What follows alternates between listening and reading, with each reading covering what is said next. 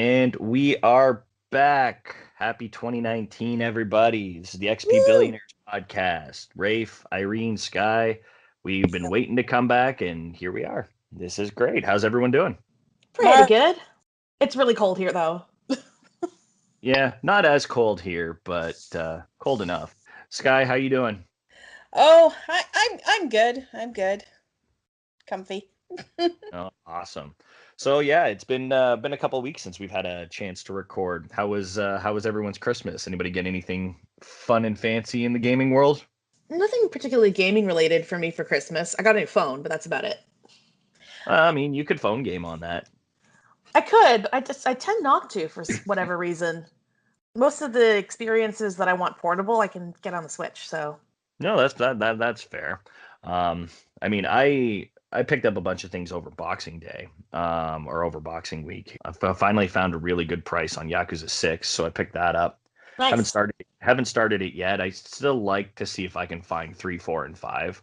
I know they're talking about remasters coming out in Japan, and I assume they'll come here, but do I really want to wait when they're only PS3 titles now? So it's I, it taunts me so.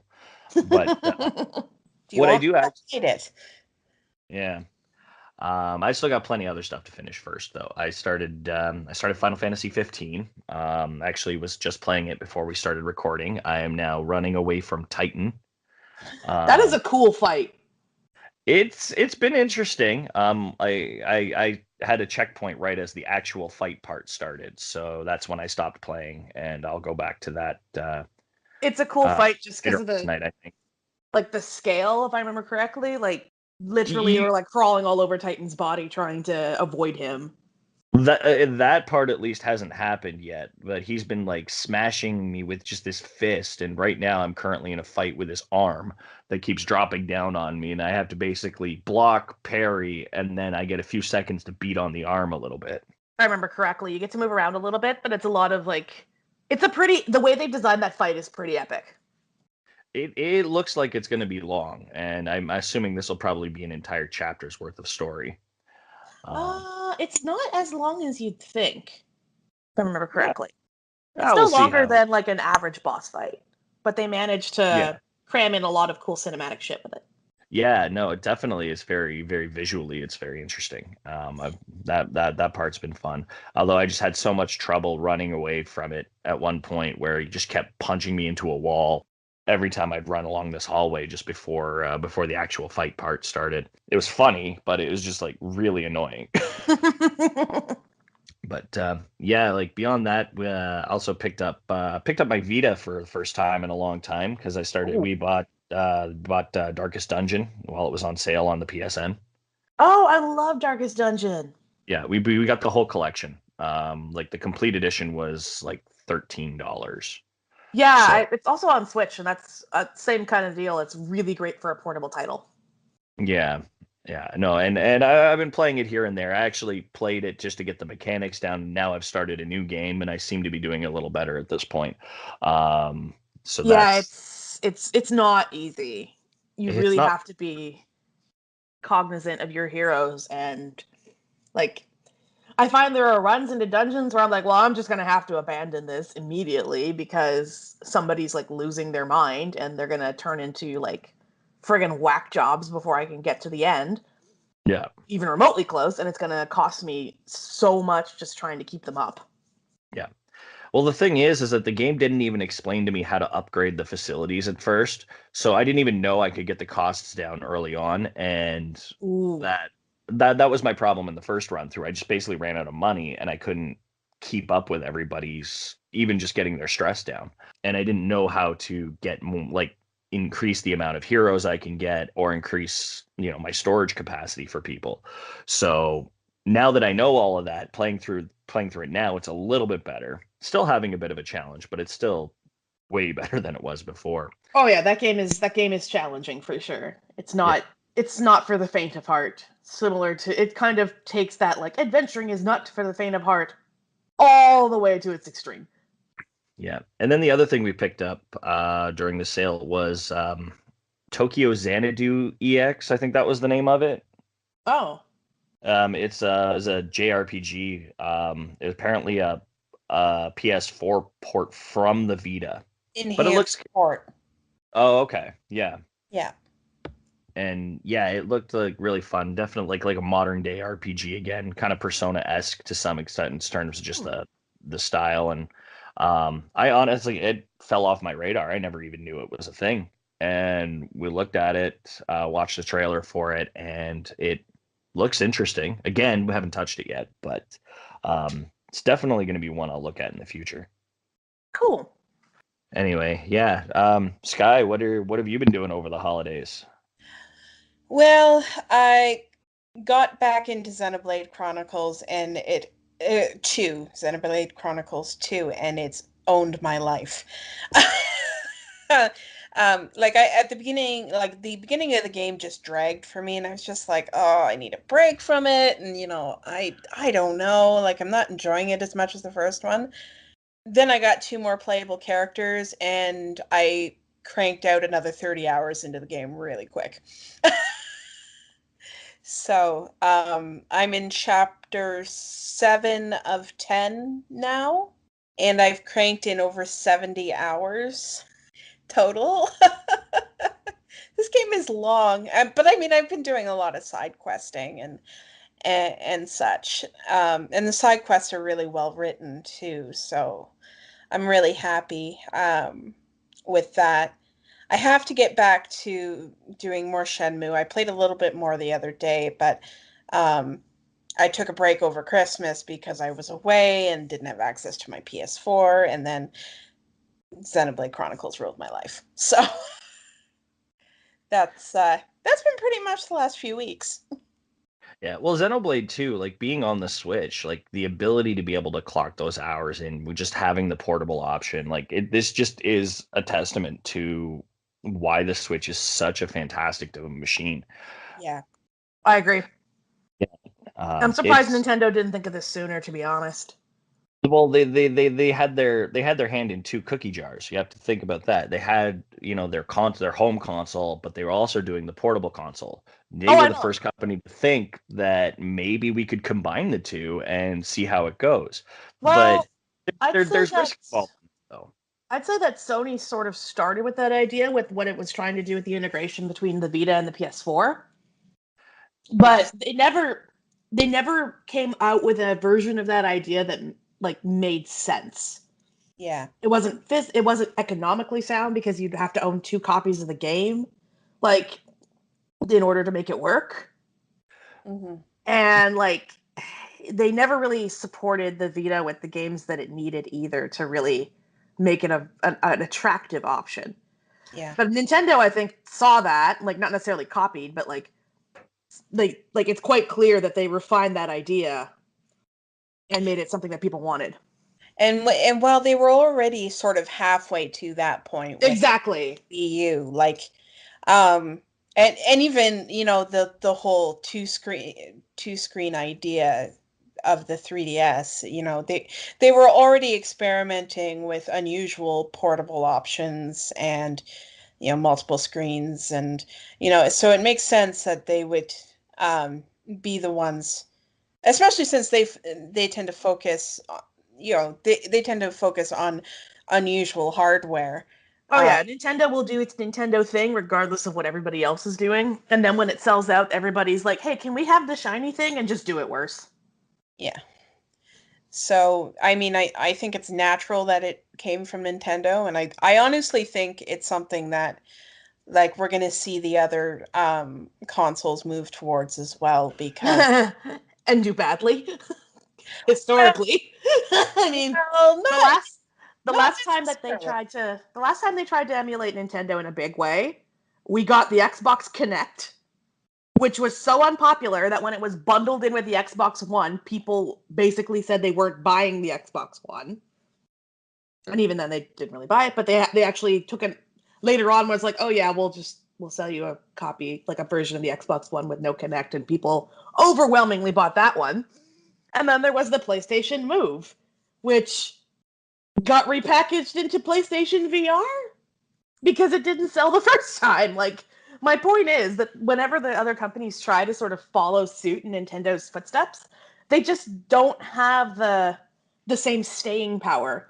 I think it would probably be wiser for Sony and Microsoft to sort of stay in their lane in terms of like go for the games that are like more technically impressive and won't necessarily support like a handheld mode.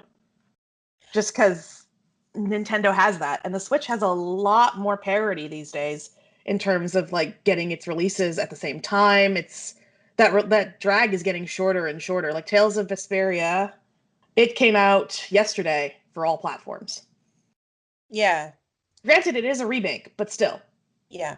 Well, and the other thing to consider is too that though Sony trying to experiment also got us the PSP, which I don't know, like as an RPG player, I look at the PSP and went, that system was awesome.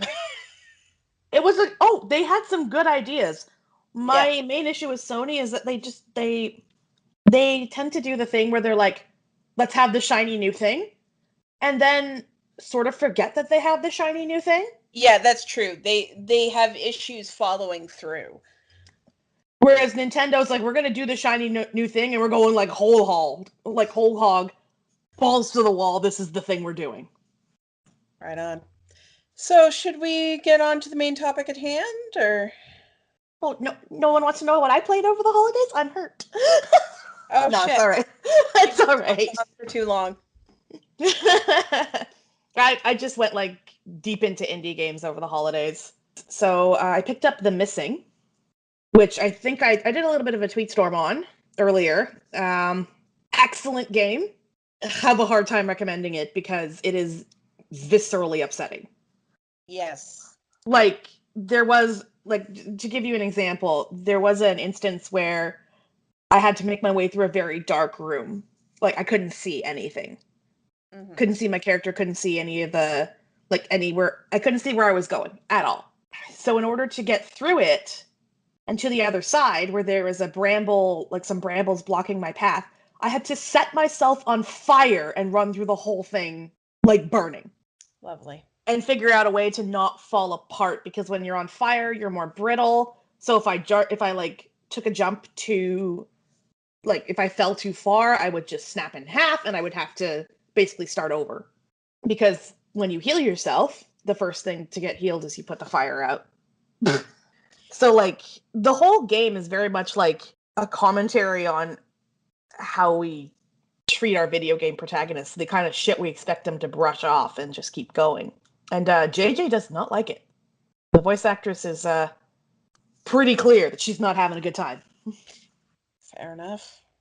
But it's a really interesting game, and it's artistically very beautiful. It's just also extremely upsetting. I also decided to go back to Spider-Man, just because I wanted to be the Spider-Man. I wanted to hear J. Jonah Jameson pretending to be Alex Jones, which is like the best thing they've ever done for him, to be honest. It's so funny. It's hilarious. He's turned into this like conspiracy nut who just shouts that Spider-Man is like secretly destroying the city by like messing with steam vents and like wants to blow up building. Like he's like off the rails. He has a podcast. And you actually get to listen to snippets of it in the game, where he'll comment on what you're doing and what you're like, what mission just happened, what side mission you just completed. And he'll always turn it to like, well, Spider-Man, was trying to destroy the city, and people will call in and be like, you're wrong. Nice. Oh yeah, it's a great modern take on that character, for sure. Also, just the movement in that game, like a lot of other games, I think could take a couple lessons from it in terms of like making their traversal feel good. Moving around in combat just feels so fluid that it's really great to it feels great to play. Excellent. Mm-hmm. No, anyway, that's awesome. Yes, right. I realize that we have a topic to actually get onto, so I'll stop there. That's okay. Okay, so yeah, for this week, This is just going to be a fun one for us to kind of go around and talk about. So basically, we all have those games that we can essentially just play over and over again. I mean, they don't even have to be our all-time favorite games, but there's just something about it that makes you want to revisit it again and again and even again, apparently. So I figured we could go around and maybe talk about one of the games that we can just never ever put down. Or you just get that craving to play it again and again. And if you happen to know how many times you've played that game, that would be awesome. How about I start this time around? Um, for me, it has been the Dot Hack GU games. All three games, start to finish, and while I've only done the fourth chapter only once, but that was when Last Recode came out. The first three titles, I've basically played through 5 times now. The fifth time being when Last Recode came out, of course. Um, every time I play the game, I'm just completely wowed by the story. There's like the twists and turns that Haseo has put through is phenomenal. Um, every character has some sort of hidden agenda, which really just adds to like who do you trust, who do you not trust, and even after playing the game multiple times, even though you know all of this, you're just still waiting for that moment when they reveal it, and the reveals have always been really good when in those games. More to the point, watching Haseo develop from fresh faced noob in the world to the hunter of PKs to an actually decent person in over the course of all three games was just so incredibly well done. And even when I played it the first few times, listening to the dubbed version, Yuri Lowenthal's ability to make that feel real was incredible. I absolutely love that. And it's even more fun if you're as big into the Dot Hack franchise as I am and you followed the majority of the lore, knowing who a lot of these characters were in previous parts of the series, whether it be anime or the video games, is always just a treat. Even Haseo was part of the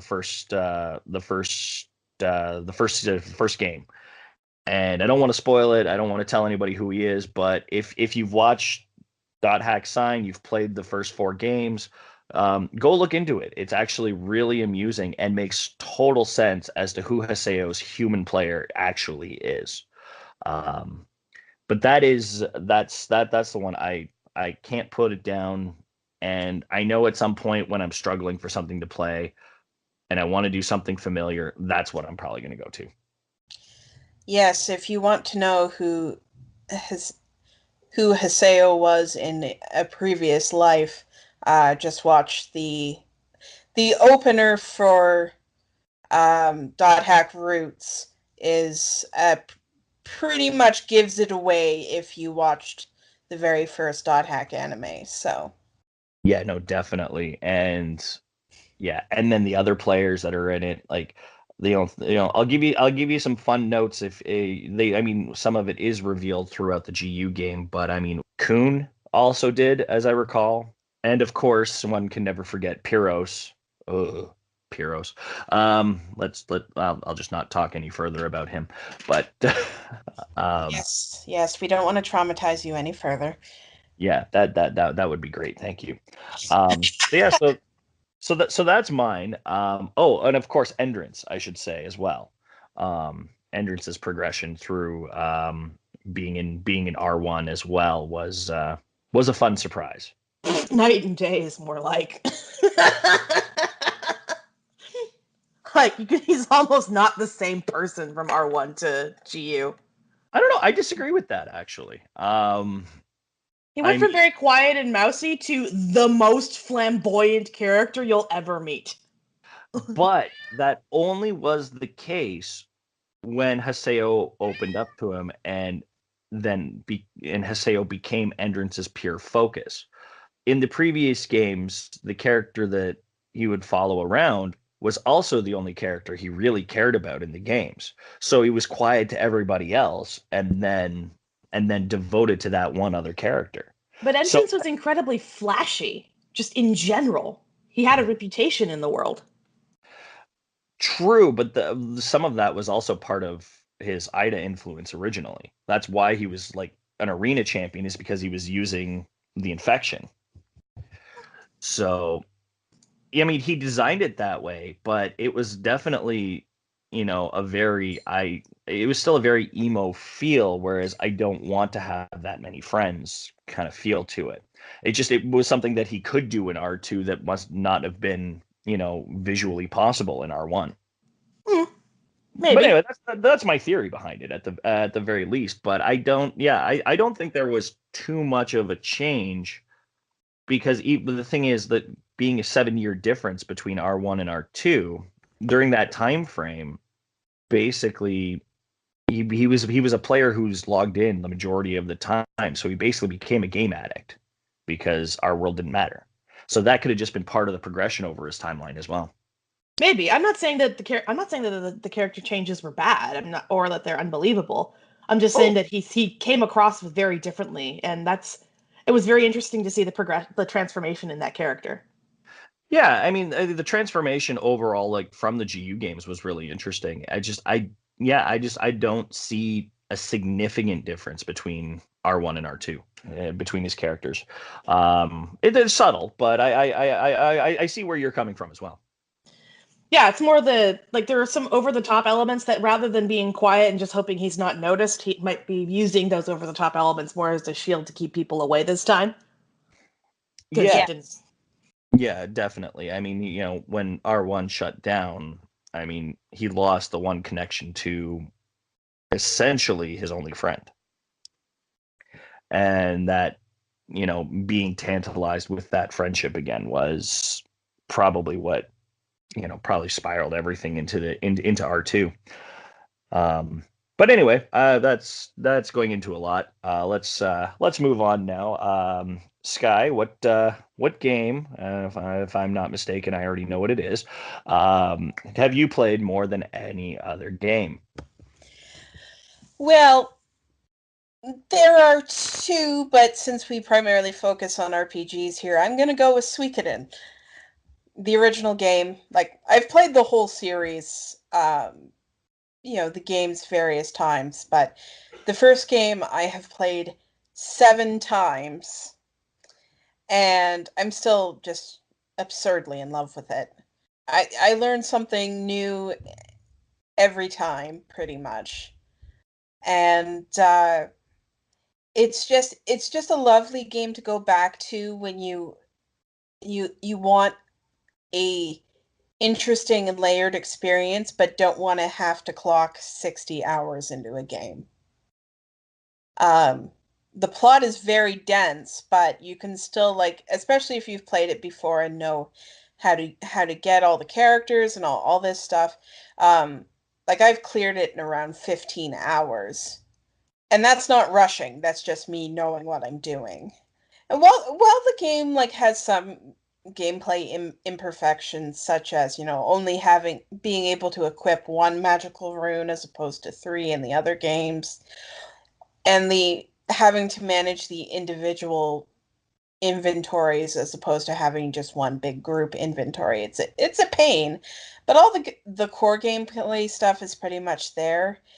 And as with any Suikoden game, there are so many playable characters that you can just vary up the experience every time.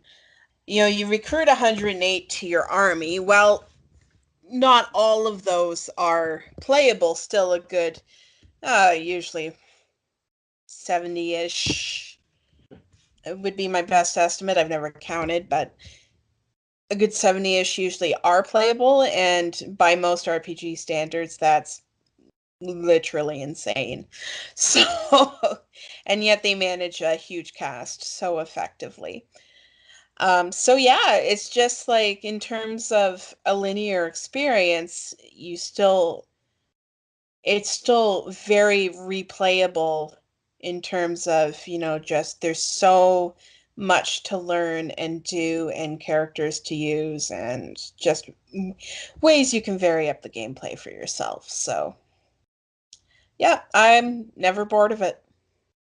No, that's fantastic. That's real dedication. Now, let me ask you, do you still need a recruitment guide for this game? No, not for Suikoden 1, no.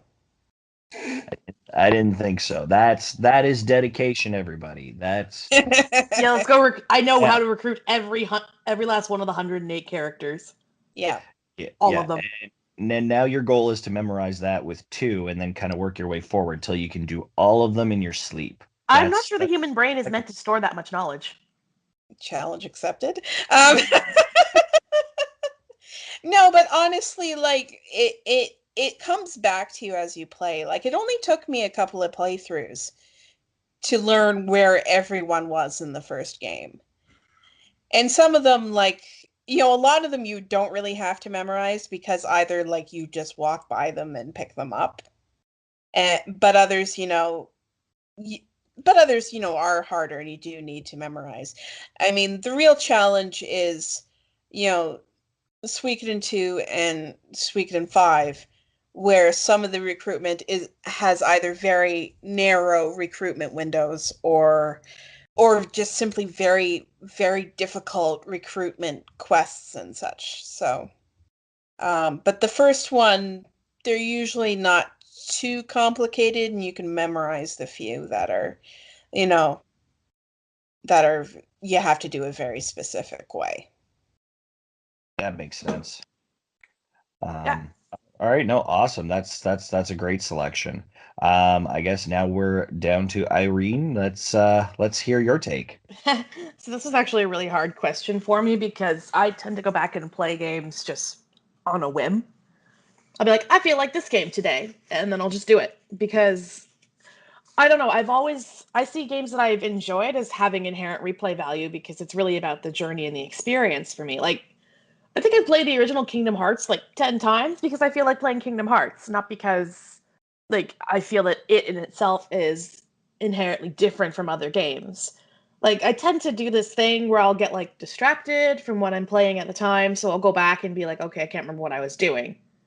So I guess I'll just start over because it feels like I'd rather have that experience sort of continuous, like just experience from start to finish, rather than getting the experience piecemeal. Like you'll know that I'm just trying to get through the end of a game and not necessarily enjoying it is if I'll like pick it up and be like, okay, well, I guess I'll just pick up from wherever I left off and not bother to start over. Because that means that I'm like, no, I just want it off my plate at this point. Though I will give a special shout out to it's not an RPG, but I'll give a special shout out to Hellblade: Senua's Sacrifice. It's a short experience, only 8 hours, action game, but I've played through it multiple times and really enjoyed it. Well, enjoy is probably not the right word for it. It's very gripping. So when I start it up, I feel like I have to finish it, especially because it's so short. But Yeah. I definitely have to be in the right headspace to start it up because it's again, it's one of those games that's like I'd love to be able to recommend this to people, but also with a giant caveat, like be prepared because emotionally and mentally, it's quite the ride. Fair. I mean, like the game centers around a protagonist who suffers from psychosis, right? Yeah. So the game actually whispers at you the whole time. You'll hear voices. Like you are party to the voices in Senua's head. And it's incessant. Mm. So, and they're a mixture of very positive, questioning, curious, frightened, brave, and very negative. Like, you'll literally hear them say, like, you can't do that, you're too stupid.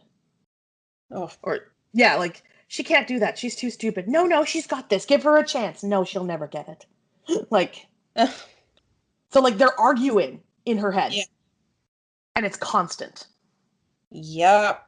So for folks who have had, brushes with like mental health issues in the past, it can be a struggle, especially because there's some pretty dark themes in there as she gets over, like not even gets over her illness, but learns to sort of live with it better.